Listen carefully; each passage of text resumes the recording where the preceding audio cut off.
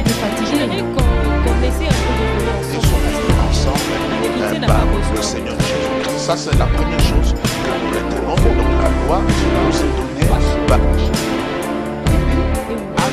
qui est affiché juste au bas de votre porte et nous irons plus tard. Ça me fait plaisir de vous voir recevoir vos questions. La bonne nouvelle, Jésus est venu ce jour à la nation du Père, il s'est pas là. Et nous a rendu participants Père. Et moi, j'aime bien, c'est la bonne nouvelle. Je suis papa.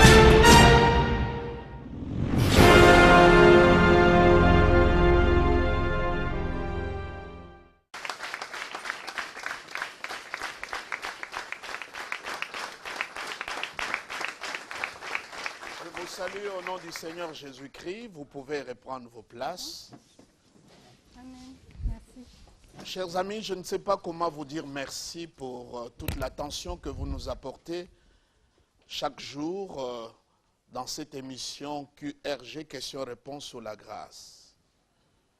Parce que si vous n'êtes pas là, tout ce que nous aurons dit et faire n'aura pas de sens.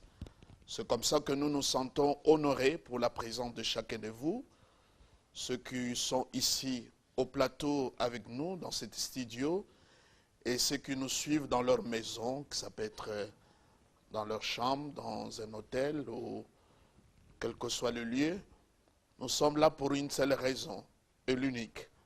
C'est la promotion du Christ, de son œuvre, le travail qu'il a accompli pour nous.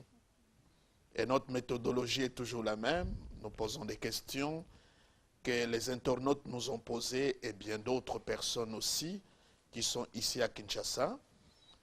Et nous essayons de répondre par la grâce que Dieu nous a donnée, la révélation de sa parole. Mais là, pour conclure tout ce que nous avons débattu, tout ce que nous avons partagé dans cette saison 1 de notre émission QRG, nous avons choisi de faire un jeu de mots qui sont, nous estimons, des mots importants, qui étaient l'objet de nos études tout au long de cette émission. Et nous allons revenir sur beaucoup de choses, mettre le point sur les i, les barres au travers des t, dans tout ce que nous avons partagé dans notre émission QRG. Encore une fois de plus, que Dieu vous bénisse. Je vous salue au nom de Jésus-Christ. Alors, je reçois pour vous Aurélie Njila, qui va me poser des questions ou qui fera avec moi ces jeux de un mot pour un mot. Alors, je vous en prie d'accueillir notre bien-aimée sœur Aurélie Njila. Que Dieu te bénisse. J'apprécie beaucoup tout ce que vous êtes en train de faire pour le Seigneur, d'être engagé pour apporter sa parole. Et je dis simplement merci Aurélie. Merci, pasteur. Bonsoir, très chers téléspectateurs. Vous êtes bien sur questions et réponses sur la grâce. Et là, particulièrement, nous sommes sur la rubrique 1 pour 1. Comme l'a annoncé le pasteur, cette rubrique vous permet au fait d'avoir un résumé sur tous les mots, les concepts qui ont tourné autour de la grâce. Et c'est pour moi un plaisir de partager avec le pasteur Jean Bosco, mais aussi de me retrouver avec tous nos très chers invités qui sont fidèlement assis à notre écoute. Pasteur, bonsoir. Bonsoir. Comment allez-vous? Mais Dieu est avec moi. Soit que je baigne, je vis, je parle, je mange, je respire la grâce. Amen. Je suis aussi très heureuse. Pour moi, c'est vraiment un moment de plaisir de pouvoir être avec vous. Merci. Je sais qu'on sera bénis, on sera enrichis. Amen. Et j'aimerais bien savoir, pasteur, êtes-vous prêt à prendre les rênes du navire de 1 pour 1? Mais je suis prêt, je suis déjà embarqué, on peut partir. Merci beaucoup. Donc, les moteurs sont en marche. Pasteur, je vous dis amour. Amour, Dieu, il n'y a pas autre chose. Amour, c'est Dieu. Vous êtes vraiment sûr? Amour? Oui, amour, c'est Dieu. Quand je pense amour, je pense Dieu. C'est Dieu. L'amour, c'est Dieu. Ok. Donc, je passe au prochain mot. Je vous dis rédemption. Rédemption, je pouvais dire histoire, mais j'ai choisi plutôt pour aller tout droit au but et bien éclairer nos téléspectateurs, j'ai choisi racheter. Je redis encore rédemption. Je ne sais pas si vous avez bien entendu le mot rédemption. Oui, rédemption, je maintiens racheter. Racheter. Ok, je crois que vous notez, très chers téléspectateurs. Espérance, pasteur. Espérance, bien qu'il y a beaucoup de différentes sortes d'espérance, mais je pourrais dire espérance, ce qui me vient à l'esprit, c'est l'attente. C'est une attente. L'espérance, c'est une attente. Je dis encore espérance, pasteur. C'est une attente. Une attente. Oui. Rien du tout que attente. Il y a bien d'autres choses, mais comme il s'agit un pour un, donc le mot qui sort du sous-sol de mon cœur pour comprendre espérance et attente. D'accord. On va encore avancer. Je vous parlerai de croix. Ah, la croix. La croix. La croix. La croix, c'est la solution. Croix, pasteur. Je pouvais dire la réponse, mais je trouve que solution va très bien par rapport à la réponse. Donc je maintiens la croix, il s'agit de la croix du Christ, c'est la solution. Et enfin, pasteur, je vous dis révélation. Je ne sais pas quel mot vous allez nous sortir. Révélation, la révélation, c'est... la révélation procède de l'inspiration, l'inspiration de l'information. Je pourrais dire, révélation, c'est lumière. Lumière. Lumière. Pas autre chose. Bien d'autres choses, mais c'est qui, à mon humble avis, peut-être je suis moins intelligent de tout le monde, Je ne mais le pense je trouve pas. que c'est lumière, lumière. D'accord. Je rappelle encore à nos très chers téléspectateurs que nous sommes dans Un pour un. Donc là, vous allez encore découvrir pourquoi le pasteur associe amour à Dieu, rédemption à racheter, espérance à attente, croix à solution ou réponse, résurrection à création et révélation à lumière. Pasteur, j'aimerais bien comprendre pourquoi vous associez à amour Dieu. Je trouve que c'est trop exclusif. Laetitia et chers téléspectateurs, Dieu peut être seul en tout. Quand je lis Genèse chapitre 0, verset 0, ça n'existe pas. Mais si nous pouvons nous arder à lire Genèse chapitre 0, verset 0, Ajouter un verset. Dieu est seul. Il n'y a personne. Il est tout-puissant, omniscient, omniprésent, omnipotent. Il est parfait dans ses perfections, dans ce qu'il est, et il peut rester seul. Dieu peut être puissant, il reste seul. Il a créé, Dieu omniprésent, il peut être seul dans son omniprésence. Omnipotent, comme je l'ai dit, puissant, il peut rester seul. Omniscient, il peut tout connaître et rester seul. Mais le fait simplement que Dieu est amour, cela fait de Dieu une personne relationnelle. En fait, Dieu est amour. Il a créé l'homme pour que l'homme devienne le répondant de cet amour. C'est comme ça, quand tu lis Genèse, lorsque Dieu a créé Adam, l'homme, il a dit, il n'est pas bon que l'homme soit seul. En fait, Dieu était en train de dire, il n'est pas bon que l'homme soit comme j'étais dans Genèse chapitre 0, verset 0. Parce que Dieu était seul, il a compris que Adam qu'il a créé à son image se trouvait dans le même problème d'être seul. C'est comme cela qu'il a créé pour Adam la femme, un être qui le ressemble. Cela veut dire, je pourrais dire à nos téléspectateurs, si on me demande de photographier Dieu et que je me permets à le photographier, je crois que cette photo-là, c'est l'amour. Dieu est amour. Dieu n'a pas de l'amour, mais Dieu est amour. Si Dieu peut être mis sur une balance, qu'est-ce que je pourrais mettre de l'autre côté pour que l'équilibre s'établisse? Je mettrai d'un côté Dieu et de l'autre côté je mettrai l'amour. Et il aura l'équilibre. Car Dieu a tant aimé le monde, j'aime bien tant parce que c'est l'intensité. Qu'est-ce qu'il a fait? Il a donné son Fils. Si Dieu a choisi l'amour parce qu'il pouvait nous sauver autrement, il pouvait nous sauver par décret du haut des cieux, il pouvait déclarer vous êtes sauvés, on allait être sauvés. Mais il a utilisé le voie de l'amour pour nous sauver. Je crois que Dieu est amour. Et quand je lis la Bible, particulièrement le Jésus-Christ qui sort des eaux de baptême le jour de son baptême, la Bible dit, le ciel est ouvert, une voix a parlé. On ne dit pas une parole, une voix a parlé du haut des cieux pour dire, celui-ci est mon fils bien-aimé en qui j'ai mis toute mon affection. Jésus-Christ n'avait pas encore multiplié le pain, il n'avait pas encore marché sur l'eau, il n'était pas encore mort sous la croix, il n'avait pas encore changé l'eau en vin, il n'avait fait aucun miracle, aucune prédication, mais sans rien faire, Dieu lui témoigne son amour.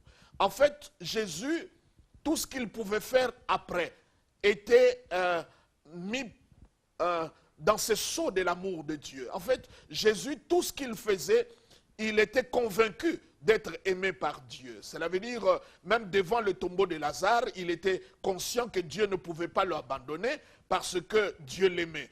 Et la Bible dit, juste après que le Père a dit à Jésus que tu es mon fils bien-aimé en qui j'ai mis toute mon affection, Jésus est allé au désert. Avec quelle arme Jésus est allé au désert pour écraser l'ennemi, le tentateur qui est venu lui tenter?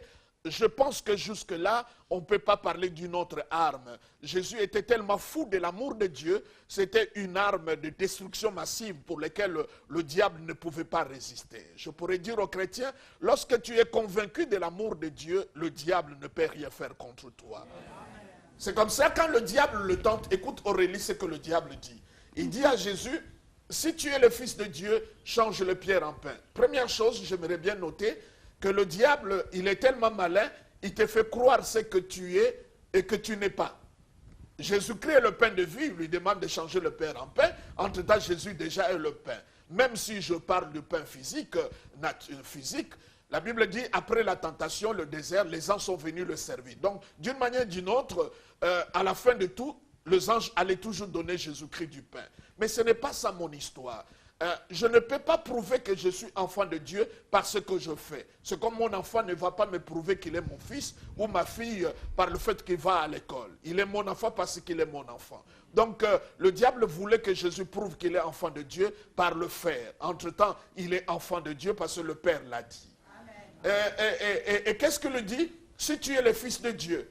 Le diable est tellement malin qu'il ne peut pas te rappeler toute la phrase. Dieu n'a pas dit celui-ci est mon fils. Non, non, il a dit, celui-ci est mon fils bien-aimé en qui j'ai mis toute mon affection. Parce que le diable sait que s'il te rappelle l'amour de Dieu, il ne pourra pas te résister. La Bible dit que le miracle cesseront, mais trois choses vont demeurer, la foi, l'espérance et l'amour. Entre-temps, parmi les trois, le plus grand, c'est l'amour. Dieu est amour. Et je comprends ça. Et Jésus, comment il a répondu au diable, il dit, l'homme ne vivra pas de pain seulement, mais de toute parole qui sort de la bouche de Dieu. Mais quelle est cette parole qui sort de la bouche de Dieu? Tu es mon fils bien-aimé, en qui j'ai mis toute mon affection. Quand quelqu'un est conscient de cette réalité de l'amour de Dieu, parce que Dieu est amour, j'aime bien le passage d'Éphésiens qui dit « étant enraciné et fondé ». Vous voyez, quand la Bible parle de l'amour de Dieu, on parle en termes de fondation et de racines. Ce n'est pas la branche, ce n'est pas le fruit, ce n'est pas le tronc, ce n'est pas le feuille. Mais quand la Bible parle de l'amour, il en parle en termes de racines. Aujourd'hui, beaucoup de gens sont chrétiens, mais ils sont enracinés dans beaucoup de choses, dans beaucoup d'enseignements, mais ils ne sont pas enracinés dans l'amour de Dieu.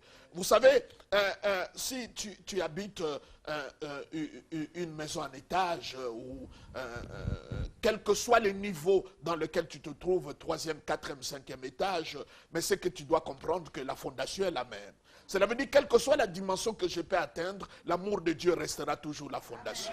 Il dit, en tant qu'enraciné et fondé. C'est comme ça, quelque part, Paul dit, je crois, dans l'une de ses épîtres, l'amour de l'argent, c'est la racine de tous les maux. Si nous en devons l'argent, nous dirons que l'amour, c'est la racine. Donc partout on parle de l'amour, l'amour c'est une racine, c'est une fondation. Mais aujourd'hui, vous serez étonnés, l'Église parle moins de l'amour de Dieu. Et on a banalisé tellement l'amour, on a fait de l'amour un message des affermissements. Entre-temps, la Bible dit, rien ne pourra nous séparer de l'amour de Dieu. La Bible dit, étant enraciné, fondé dans l'amour de Dieu, que nous parvenons tous à comprendre la profondeur, la hauteur, la longueur, la largeur de l'amour de Christ qui surpasse toute intelligence. Ça veut dire, tout ce qu'un homme peut concevoir, on ne peut pas arriver à comprendre l'amour de Dieu. C'est comme ça, l'amour de Dieu, ce n'est pas une affaire de doctrine. c'est une révélation. C'est lui qui a la révélation qu'il est aimé par Dieu. Je le vois avec Jean, avec David. Le nom de David veut dire le bien-aimé de Dieu. David était tellement convaincu que Dieu l'aimait et qu'il pouvait écraser Goliath et être le roi célèbre que nous voyons dans l'Ancienne Alliance. Donc, Aurélie, Dieu est amour. J'aimerais bien que l'Église restaure le message de l'amour de Dieu, parce que quand Jésus-Christ est venu sur terre, avant d'aller à la croix, tous ces 33 ans qu'il a passé ici sur terre, c'était pour exprimer le cœur de l'amour de Dieu. C'est pour nous dire, c'est Dieu que vous ne voyez pas, moi je suis son reflet, je suis sa représentation. Lorsque vous êtes malade, il vous guérit. Si vous avez besoin du pain, il peut vous le donner. Donc Dieu est amour. Dieu n'a pas de l'amour, il est profondément amour. La matière dans laquelle Dieu est fait, c'est l'amour. Et c'est comme ça la Bible dit, Dieu est lent à la colère, il est riche en bonté. Parce que pour que Dieu se fâche, il faut que sa colère soit tamisée par l'amour. J'aime bien cela, j'aime bien comprendre que Dieu m'aime et je ne peux pas douter de son amour. Un jour, je dormais, il m'a dit, je t'aime à 100%. Dieu m'aime réellement et c'est comme cela que je peux dire que je suis aimé par Dieu. Je peux douter de l'amour de quelqu'un d'autre, je ne vais pas citer les noms ici pour choquer les gens, mais je fais toujours de mon mieux de ne pas douter de l'amour de Dieu, parce que l'amour de Dieu c'est une arme. Comment nous nous sentons lorsque nous sommes autour de quelqu'un qui t'aime? Je ne parle pas de mon amour vis-à-vis de lui. Pierre aimait Jésus, mais lorsque Jésus se trouve à la croix, Pierre a fui. Mais Jean était aimé par Jésus-Christ, il est resté à la croix. Ce n'est pas mon amour. Mon amour n'est pas la racine. Mon amour c'est le fruit. Mais la racine, c'est l'amour de Dieu. Mon amour, c'est la réponse à son amour. Mon amour, c'est juste pour dire merci parce que tu m'as aimé. Et pour répondre à l'amour, c'est l'amour. La récompense de l'amour, c'est l'amour. La réponse de l'amour, c'est l'amour. Victor Hugo disait, l'amour sans mesure. L'amour qui est, c'est comme mon fils qui m'écrivait un jour, il dit que l'amour sans folie, c'est l'humour. L'amour, c'est l'amour. Dieu est fou. Il est mort pour nous. Il n'a pas fait pour les anges. Il a fait ça pour nous. Il a donné le meilleur. Il a donné Jésus-Christ. Dieu est amour. Merci, pasteur. Merci.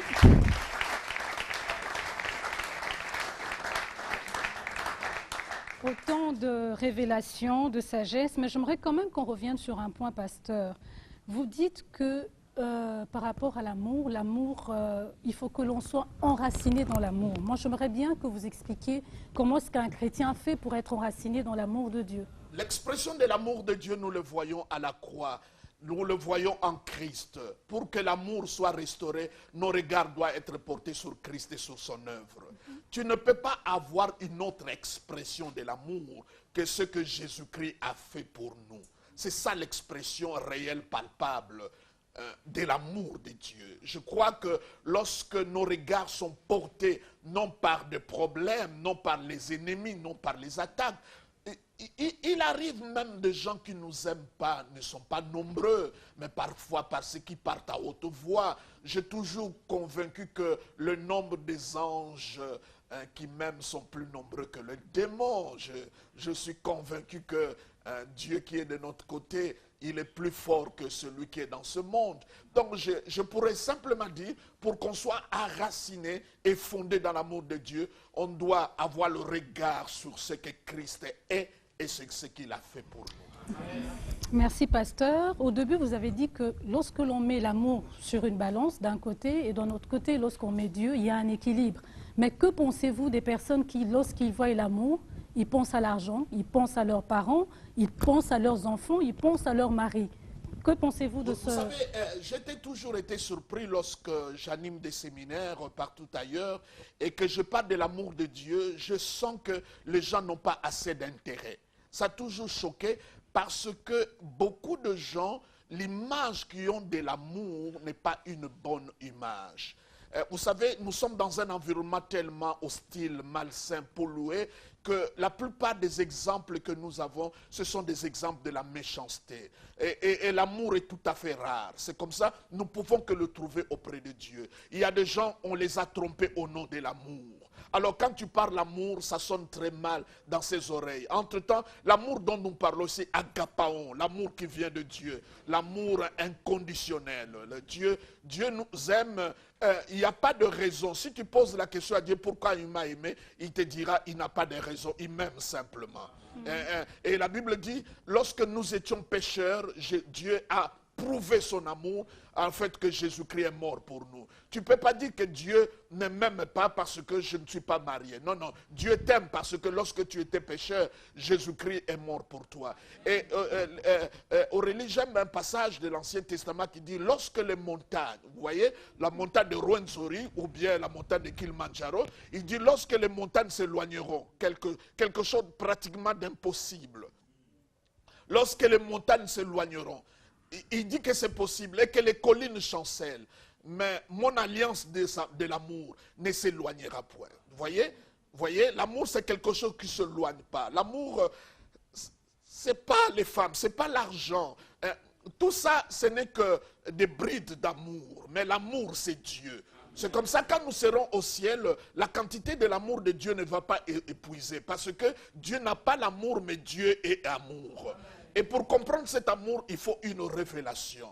Parce que ce n'est pas quelque chose que nous captons avec notre tête. Nous ne le captons pas avec notre intelligence. Mais c'est une révélation. C'est comme, tu sens vraiment que tu es aimé. Un jour, on me parlait de la guerre qui se passe à l'est de la République démocratique du Congo. Il y avait les balles sifflées de partout. Une maman qui était à l'extérieur de la maison est rentrée dans la maison pour prendre son bébé et fuir parce que c'était le sauve-qui-paie. Alors, malheureusement, en prenant, elle a cru qu'elle a pris son bébé. C'était plutôt le chat qui était dans le berceau. Et elle a couru, elle a constaté que l'enfant ne pleurait pas. Elle a regardé, c'était le chat. Et qu'est-ce qu'elle a fait? La maman, elle est retournée sous les balles qui sifflaient pour aller récupérer son enfant. C'est cet amour-là que nous parlons. C'est le genre d'amour, une maman qui avait laissé son enfant, encore une maman qui avait laissé son enfant, parce que les mamans sont vraiment l'expression de l'amour. J'en donnerai même 3 exemples, et là c'est le deuxième exemple. Cette maman, sa fille était dans la chambre et elle était à l'extérieur. Lorsqu'elle voulait rentrer, la maison a pris feu. Et c'était vraiment l'incendie, c'était une case, c'était au village.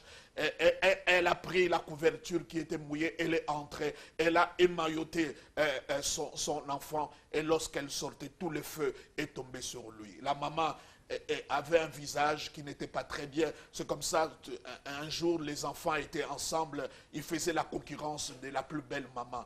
Et la maman de cette fille-là était la dernière. Et l'enfant est rentré à la maison tout triste. Et la maman lui a posé la question, pourquoi tu pleures? Il dit, maman, on a fait le concours de la plus belle maman. Et toi, tu étais la dernière parce que tu avais toutes ces cicatrices. Et la mère a fait asseoir son enfant. Il dit, si je suis comme ça, c'est à cause de toi.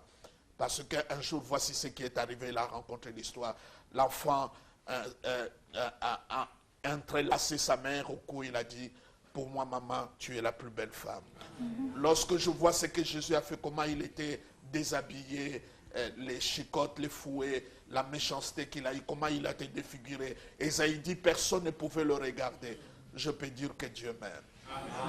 C'est l'expression de l'amour. Il n'y a pas autre chose.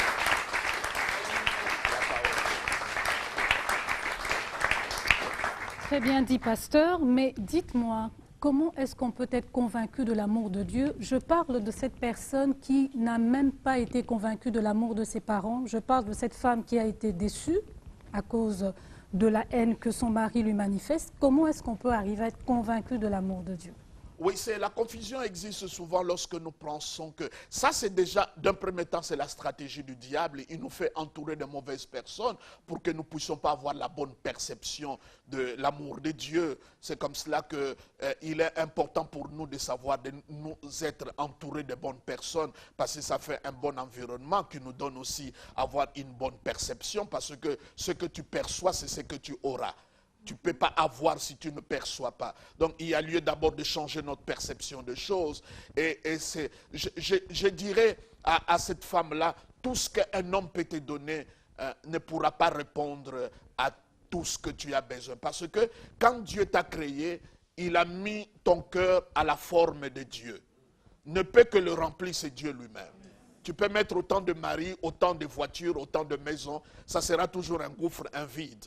Il faut simplement que Dieu le remplisse. C'est comme ça, parfois il y a des gens qui sont très maladifs, émotionnels. Ils exigent aux autres l'amour que Dieu seul peut leur donner. Il y a des femmes aussi comme cela.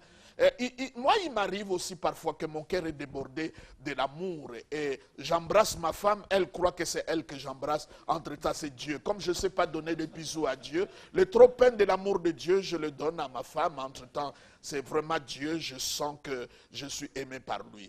Et quand on se sent aimé par Dieu et qu'autour de toi tu as des gens qui te haïssent, tu seras toujours fort parce que c'est l'amour de Dieu qui compte au-dessus de tout.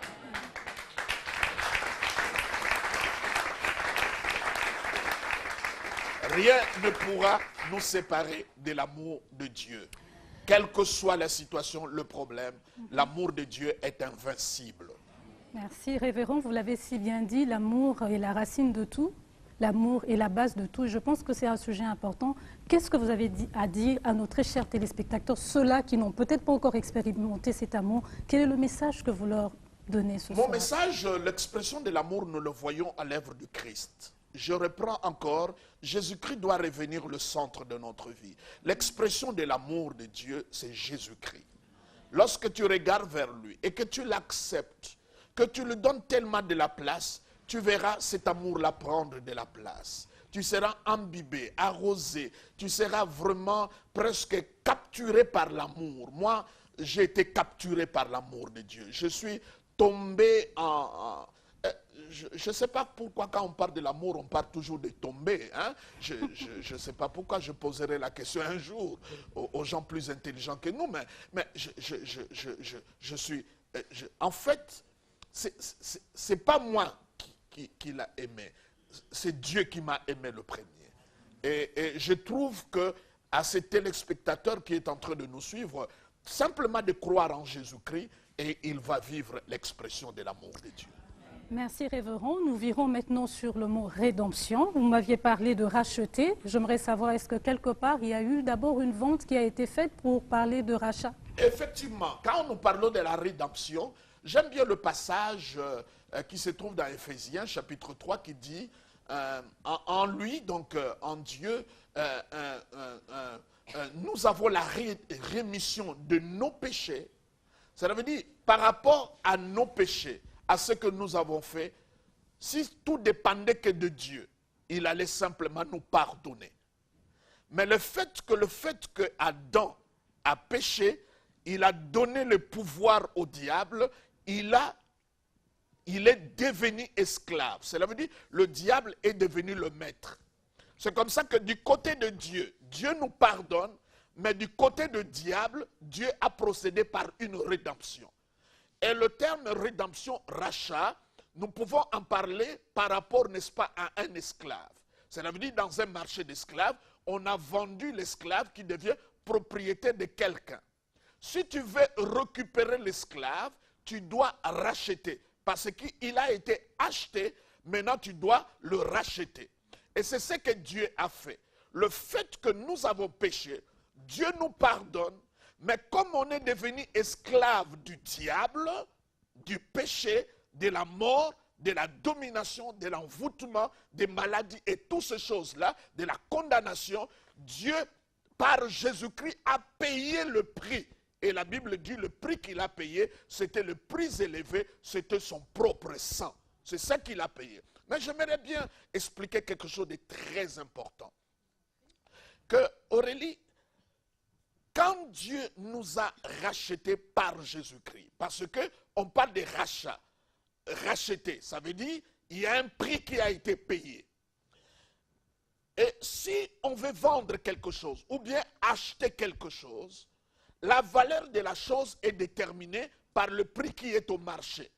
Par exemple, quelqu'un qui veut vendre sa maison, il doit arriver à regarder dans ces quartiers ici, dans telle commune, dans tel pays, dans tel endroit, tel espace, telle superficie, telle sorte de maison. Au marché, à combien on peut vendre cette maison. Par rapport au prix du marché, il va fixer le prix.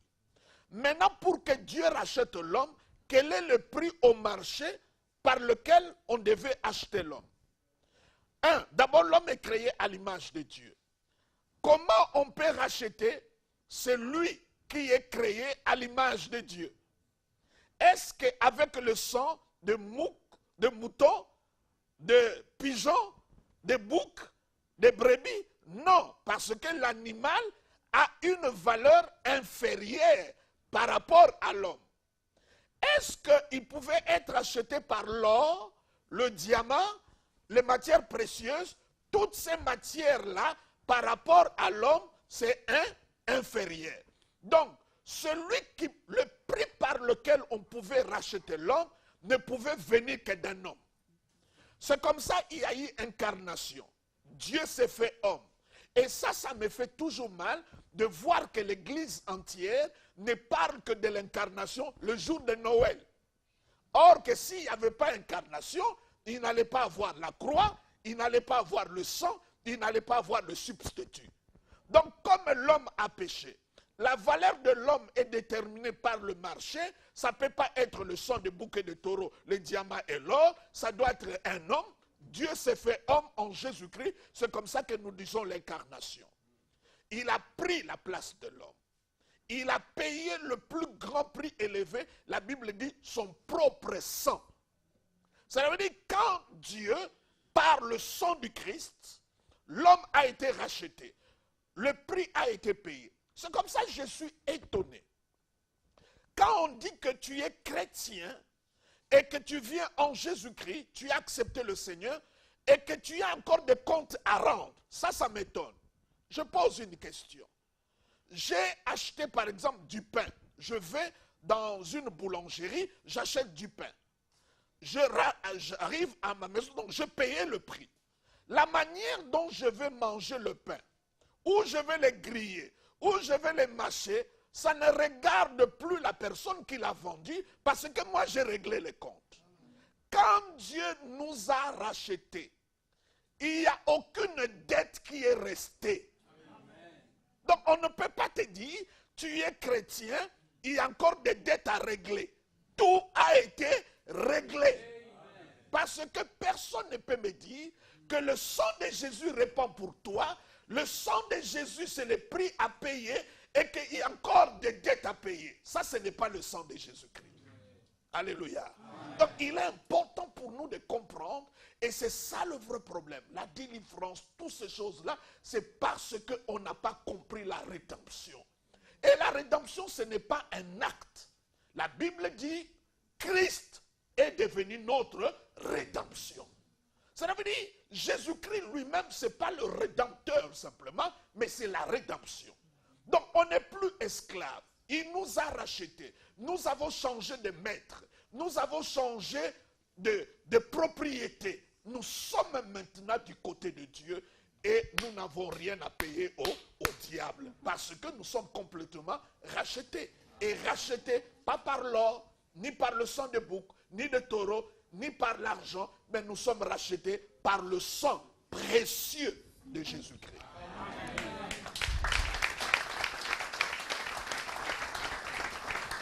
Merci, pasteur, mais beaucoup ne seront pas d'accord avec vous parce que c'est vrai que tout a été réglé, mais la personne qui a été rachetée se rend compte qu'il vit toujours les mêmes conditions qu'il a vécues quand il était encore esclave. C'est ce qui fait qu'aujourd'hui, tout le monde ne pense pas avoir été racheté. Non, c'est un problème de conscience. Vous savez, la Bible dit, combattez le bon combat de la foi, n'est-ce pas, en gardant une bonne conscience. Que quelques-uns ont perdu, ils ont fait naufrage à la foi. Qu'est-ce qu'ils ont perdu? Ils n'ont pas perdu la foi, ils ont perdu la conscience. Le fait de perdre la conscience, ta foi fait naufrage. Je vais expliquer plus clairement c'est quoi non, perdre je la l'explique. conscience. D'un problème de conscience. Cela veut dire que tu n'es pas conscient de ce que Dieu a fait et de ce que tu es devenu.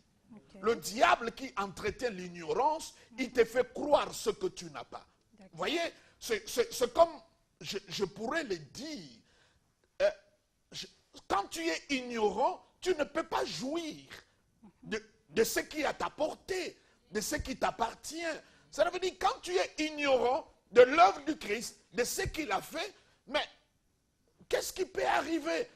Tu ne peux pas croire aux mensonges, à l'erreur. C'est comme cela que pour moi, c'est un problème de conscience. Tu dois être conscient de ce que Christ a fait, de ce qu'il a accompli pour toi.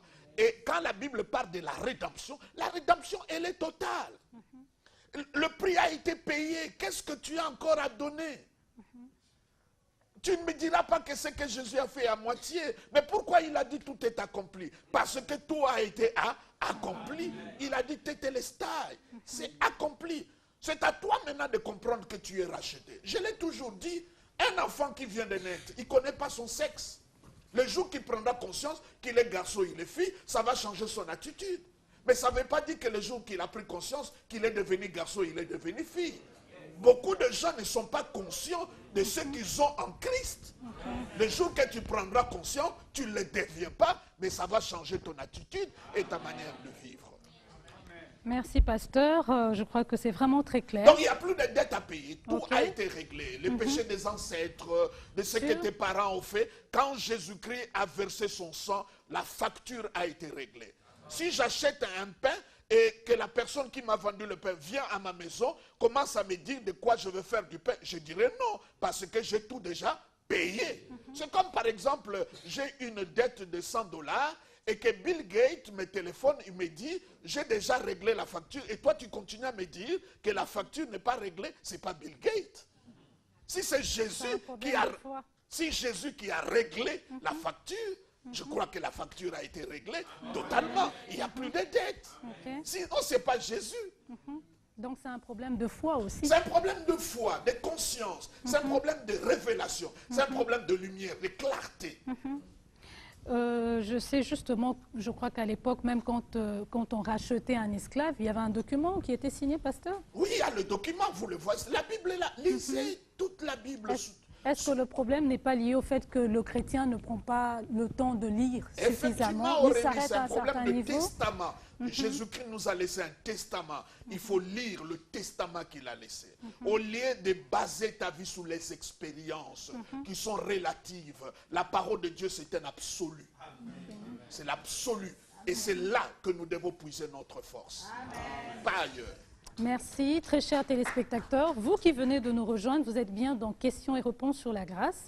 Et dans sa rubrique 1 pour 1, soyez attentifs, soyez présents et vous verrez comment est-ce que votre vie va changer. Parce que c'est une émission très particulière, une émission qui vous restaure, une émission qui vous édifie, une émission qui vous enseigne. Et ce, avec le pasteur et le révérend Jean Bosco Kindomba. Pasteur, nous passons à un mot très important. Je crois que vous le connaissez, vous l'aimez bien. La croix. La croix. La croix, je crois que je vous ai proposé solution. Je pouvais bien dire la réponse. La croix, vous savez, lorsque la Croix-Rouge va dans des pays qui ne sont pas chrétiens, on leur dit même de ne pas mettre la croix. On parle de croissant rouge. Parce que la croix, c'est la croix. Si le chrétien n'en connaît pas les significations, d'autres personnes, d'autres croyances en connaissent la valeur. La croix, c'est la croix. Et quand je parle de la croix, je ne parle pas de ce que nous portons comme chaînette, je ne parle pas de ce bois travaillé que nous voyons dans les églises. Je parle de la croix du perspective de Dieu. La croix, ça doit être le centre de notre vie chrétienne. La croix, disons, c'est là où il y a eu transfert. C'est là où l'ancienne alliance s'est arrêtée et la nouvelle alliance a commencé. C'est là où la loi a pris fin et que la grâce a pris les choses en main.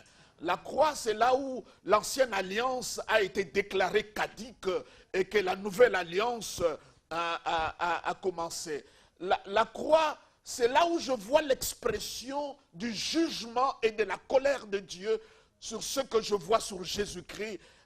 Dieu, comment il a châtié, comment il a puni, comment il a flagellé, comment Dieu l'a rabouillé par sa colère. Toute la colère qui m'a été réservée, le Seigneur l'a déversée sur Jésus-Christ. Je vois l'image du jugement. C'est comme cela dans l'Ancien Testament, lorsque les enfants d'Israël étaient maudits par le serpent, Dieu a demandé à Moïse de lever le serpent des reins. Les reins, c'est l'image du jugement. C'est un métal qui parle du jugement et qui parle, pourquoi aussi serpent? Pourquoi il devait lever le serpent? Qui montre le mal, le sommet du mal, nous le voyons à la croix. Les créatures ont crucifié le Créateur. C'est le sommet du mal. En fait, la croix, c'est là où le diable et l'homme ont prouvé à Dieu de quoi ils sont capables. C'est détruire, c'est tuer, c'est faire du mal. C'est comme ça que la résurrection, c'est le contraire. C'est là où Dieu prouve de quoi qu'il est capable. Il donne la vie là où il y a la mort. La croix, c'est là où je trouve aussi l'expression de l'amour de Dieu. Parce que Jésus-Christ, à la croix, n'est pas simplement mort, mais c'est le sacrifice. Lui-même n'est pas que sacrificateur, c'est le sacrifice. Mais Aurélie, il y a quelque chose que j'aimerais bien mentionner à l'intention de nos téléspectateurs. Lorsque Jésus a été sur terre, il a vécu dans le judaïsme. Et à ce moment-là, le souverain sacrificateur était Caïphe. Donc, parce que Jésus-Christ, à la croix, il n'était pas seul, il y avait deux brigands de part et d'autre. En quoi la mort de Jésus est différente de la mort de ces deux brigands? Parce que tous étaient morts, condamnés par Ponce Pilate, mais en quoi la mort de Jésus est différente? Mais parce qu'à l'époque de la Bible, le seul qui pouvait porter le sacrifice et le présenter à Dieu, c'était le souverain sacrificateur. Et là, c'était Caïphe. D'abord, il a déchiré ses habits parce que Jésus-Christ, il a dit qu'il est fils de Dieu. Ce qu'il ne pouvait pas faire, ça montrait déjà que les sacrificatures viennent de changer. On est maintenant dans une nouvelle sacerdoce. Et qu'il a pris Jésus, il l'a amené chez Ponce Pilate. Il dit, à la place que tous meurent, qu'un seul meurt pour tous. C'est à ce moment-là que la mort de Jésus-Christ est devenue sacrifice. Parce que ne pouvait donner le sacrifice à Dieu que le souverain sacrificateur.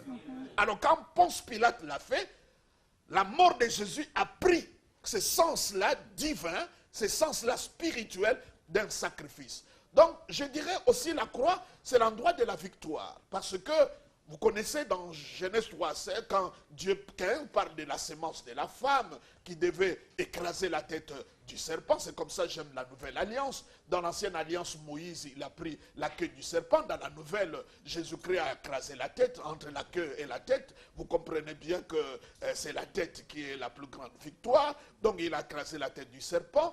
Et là, c'est la victoire. C'est comme ça, je dis aux chers chrétiens, à mes amis, c'est lui qui croit vaincre le diable à un autre endroit que la croix, il ne pourra pas le vaincre. Tu ne peux pas le vaincre par des jeûnes, tu ne peux pas le vaincre par des cris, tu ne peux pas le vaincre en sautant, tu ne peux pas le vaincre par des gestes, mais tu peux le vaincre qu'à la croix. C'est comme ça, l'apôtre Paul dit, je n'ai pas voulu connaître autre chose, si ce n'est que Jésus-Christ crucifié. Il dit, je me glorifie de la croix du Christ. Et je trouve que la croix, c'est le centre. La croix, c'est là où c'est la première fois que Dieu était absent. Parce que Jésus dit, Eloi, Eloi, lama sabachthani, mon Dieu, pourquoi m'as-tu abandonné? En fait, Dieu ne l'a pas abandonné, il a tourné le dos parce que Jésus-Christ s'est fait péché. Jésus-Christ s'est fait malédiction et Dieu ne peut pas toucher. Vous savez que quand Adam et Ève ont péché, trois attributs de Dieu s'est mis ensemble, la justice, la sainteté et l'amour. La justice lui dit, il ne faut pas le laisser impuni. L'amour le dit, il faut le sauver. Et la sainteté dit, il ne faut pas le toucher. Et à la croix, toutes ces trois choses ont trouvé la réponse. La justice a trouvé la réponse parce que Jésus-Christ a pris ma place, il a été puni à ma place. La sainteté a pris sa place parce que le sang a été versé. L'amour aussi a eu sa réponse parce que Jésus-Christ, il a donné le meilleur de ce qu'il pouvait faire. Donc, il y a lieu de comprendre que la croix doit revenir au centre. L'Église qui ne parle pas de la croix, c'est dangereux parce que c'est la démarche du diable. Il dit à Jésus-Christ, mets-toi à genoux, je te donnerai la gloire de la terre. En fait, il voulait dire à Jésus-Christ, faisons simple, mets-toi seulement à genoux, n'allez pas à la croix, je te donnerai ce que tu viens chercher. toute bénédiction que tu peux recevoir qui ne passe pas par la croix, je ne pense pas que c'est une bénédiction. La bénédiction passe par la croix. Donc il y a lieu important de comprendre que la croix doit revenir au centre de toutes choses. Je crois que Jésus-Christ, c'est comme cela, tu vois, la Bible, les chrétiens nous commémorons la Sainte Seine parce que nous nous souvenons de cela, de sa chair qui a été déchirée, de son sang qui a été versé. Donc je dirais, Aurélie, que la croix c'est la solution. En fait, Dieu, pour tout ce qui est nos problèmes, que tu sois violé, la malédiction, le péché, les échecs, les déboires, les envoûtements, les attaques sataniques, il y a une seule réponse que Dieu donne, c'est la croix.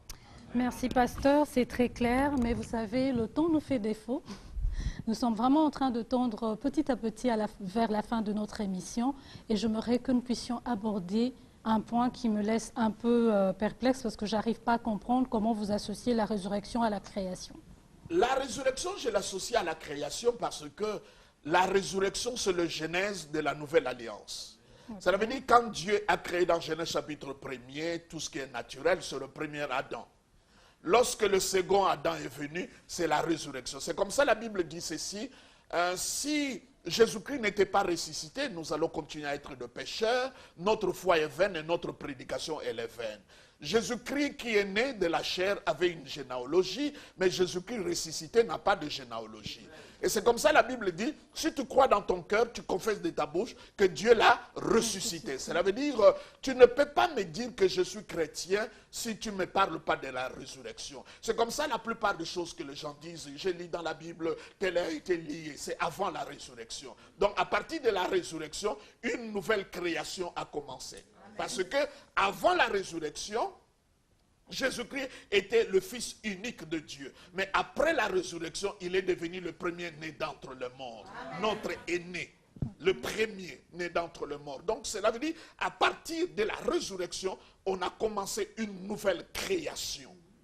Genèse, chapitre 1er, verset 1er, mais de la nouvelle alliance, c'est à partir de la résurrection. C'est comme ça la Bible dit, quand il parle de la résurrection, il dit, Dieu a déployé toute sa force. Donc cela veut dire, la résurrection, je dirais que c'est le sceau de Dieu. C'est là où Dieu a prouvé au diable et à l'homme de quoi il est capable.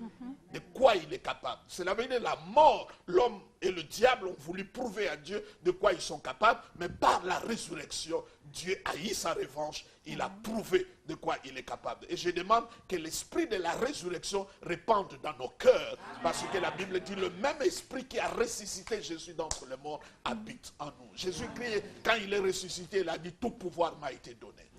Merci, pasteur. Mais dites-moi, comment est-ce que le chrétien vit-il cette création? Comment il la vit de manière pratique? Quels sont les signes, quels sont les fruits de cette création? Comment il peut vivre cette nouvelle création? Les choses anciennes sont passées. Il n'est plus sous la malédiction, il n'est plus sous la condamnation. Le péché n'a plus le pouvoir sur lui. Le diable ne peut plus rien contre lui. Il peut l'attaquer, mais il ne pourra pas le vaincre. C'est comme ça qu'il doit le vivre.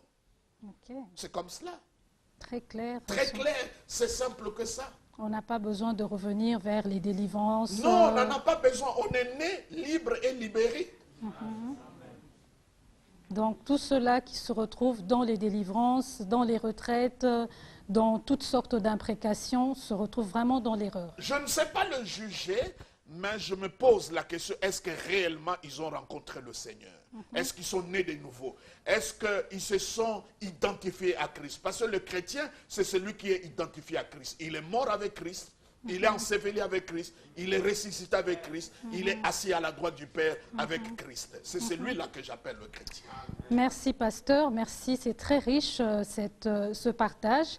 Et enfin, parlez-nous de la révélation que vous liez à la lumière. Aurélie, la révélation, c'est la lumière. Regarde, Genèse chapitre 1er, la première des choses que Dieu a créées, avant toute chose, et le reste de toute la création, c'était la lumière. En fait, rien ne pouvait exister sans la lumière. Et aujourd'hui, notre âge, on appelle ça l'âge de lumière. Et quand on dit l'âge de lumière, ça veut dire l'âge de la connaissance, l'âge de l'intelligence. C'est comme cela que la révélation, je l'associe à la lumière, autant que le ténèbre et l'obscurité, je l'associe, n'est-ce pas, à l'ignorance. La Bible dit, mon peuple périt par faute de connaissance. Cela veut dire, la plupart des problèmes que nous avons, ce n'est pas le diable, c'est l'ignorance. C'est comme ça, quand tu as la révélation, ça change ta vie radicalement, parce que la foi vient par la révélation. Et la révélation vient par l'inspiration. L'inspiration vient par la révélation. Je parle l'information. J'aimerais bien situer ça. Donc tu as l'information. L'information t'amène l'inspiration. L'inspiration, la révélation. La révélation, la déclaration. La déclaration, la possession. La manifestation, la possession. Je vous coupe pas la parole, Oui. pasteur. On m'annonce ou on me révèle que ma mère est sorcière. Donc, C'est pas une révélation. comment ça Elle est vous avez sorcière. parlé d'information. L'information emmène. Oui, ce n'est pas une révélation. Tu n'étais pas seulement au courant que ta mère est sorcière, qui n'est même pas important. Quand nous parlons de la révélation, c'est la lumière, quelque chose qui vient t'éclairer. Et quand tu es éclairé, c'est pour t'amener en avant. Généralement, tout le monde dit tout ce qui est révélé est condamné. Donc, Oh, ce sont des slogans, il n'y a aucun verset qui l'atteste. il n'y a aucun verset Oui, qui aucun l'atteste. verset. Et La vraie lumière, c'est quand tu connais Christ. d'accord. Ouais. Parlons de déclarations. Généralement, aujourd'hui, toutes les déclarations, les gens font de déclarations, mais qu'arrive-t-il lorsque ces déclarations n'ont pas leurs effets? Lorsque tu fais une déclaration qui n'est pas basée sur une révélation, et si cette révélation n'est pas basée sur une inspiration, et si cette inspiration n'est pas basée sur une bonne information, c'est comme ça, ceux qui prêchent la Bible, ils doivent connaître la Bible. La plupart des erreurs qui se prêchent poussent les gens à voir de fausses révélations, ça pousse les gens à faire de fausses déclarations. Donc il y a lieu d'abord que l'information soit bonne. C'est comme ça, être pasteur, ce n'est pas une mince affaire. Tu dois être informé. Vous savez, il y a beaucoup de nuances de mots, de contextes, de compréhension. Je vois beaucoup de prédicateurs aujourd'hui en train de charcuter la Bible simplement parce qu'ils ne comprennent pas. J'ai vu l'un d'entre eux qui a dit par exemple que la grâce est vaine. Or que quand on parle de la grâce, dans Proverbe, ça veut dire charme, ça veut dire beauté. Mais la même personne te dit nous sommes sauvés par la grâce. C'est que simplement il n'est pas trop intelligent de comprendre que les contextes ont changé. Ça veut dire ça exige une bonne information. Quand tu as l'information, elle est bonne, ça donne l'inspiration, la révélation. Et quand tu as la révélation, tu peux déclarer. Et quand tu déclares, il aura la manifestation. Et quand il y a la manifestation, il aura la possession. Ça veut dire, c'est comme ça pour moi, une bonne prédication, ce n'est pas parce que le pasteur est éloquent. Ce n'est pas parce qu'il est érudit. Ce n'est pas parce qu'il étale ses connaissances. Une bonne prédication pour moi, même lorsque cela est prêché par des mots à peu près, mais simplement parce que cela m'apporte la lumière. Je dis, hé, là je comprends maintenant. C'est ce qui est important. Pour moi, je trouve que la révélation, c'est la chose fondamentale. Aujourd'hui, beaucoup sont, je pourrais dire, conduits par les sens, par ce que nous voyons, par ce que nous touchons. Mais la révélation va au-delà de cela. Va au-delà de ce que nous voyons, nous touchons, nous goûtons. La révélation, c'est comme Dieu dit que la lumière soit. Ça veut dire que la terre ne pouvait pas exister. Rien ne pouvait exister avant la lumière. J'aime bien les architectes. Lorsque tu entres à la maison, la première des choses, dès que tu ouvres la porte, c'est toucher l'interrupteur pour que ça s'allume. Ça veut dire, comme la Bible dit, l'éternel est ma lumière. Ça veut dire, quand il y a interruption du courant, ça ne veut pas dire que les chaises ont disparu. Même si tu ne le vois pas. Mais dès que ça éclaire, tu vois toutes choses dans la maison. Ton mariage est là, ton travail est là, ta bénédiction est là. Mais simplement parce que tu es dans l'ignorance que tu ne le vois pas. Mais que Dieu puisse t'éclairer. Dès que ça éclaire, tu vois tout ce que tu as besoin. Pasteur, merci. C'est ce que nous appelons la révélation. Et ça diverse d'une personne à l'autre. Merci, pasteur. Nous avons passé de très beaux moments. Que Dieu soit loué. Ça a toujours été une joie, une bénédiction de vous recevoir sur ce plateau. Amen. Et à nos très chers téléspectateurs, vous avez des questions, vous avez des préoccupations. Nos contacts sont repris au bas du petit écran. N'hésitez pas de nous contacter. Une équipe est là pour vous recevoir, pour vous écouter et vous serez richement bénis. Pasteur, nous aimerions bien que vous puissiez clôturer ce moment, arroser ce moment par une petite prière et c'est là que nous allons achever notre émission. Alléluia. Tu es plein de grâce et d'amour, Seigneur. Nous voulons baigner dans l'océan de ton amour, entrer dans la profondeur de tes bontés, et que ton amour devienne pour nous une symphonie, une mélodie qui ne s'arrête jamais. Que nous dormons, que nous nous réveillons, que nous marchons, que nous soyons en bonne santé, que cela continue à retentir, que tu nous aimes d'un amour incomparable. Bénis nos téléspectateurs là où ils sont. Que ta grâce et ton amour triomphent dans leur vie. Au nom de Jésus. Amen.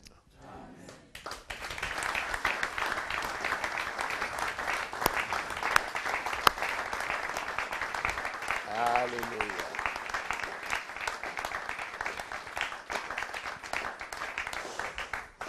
Très chers téléspectateurs, nous vous souhaitons une très bonne suite de programmes. Que Dieu vous bénisse et à la prochaine.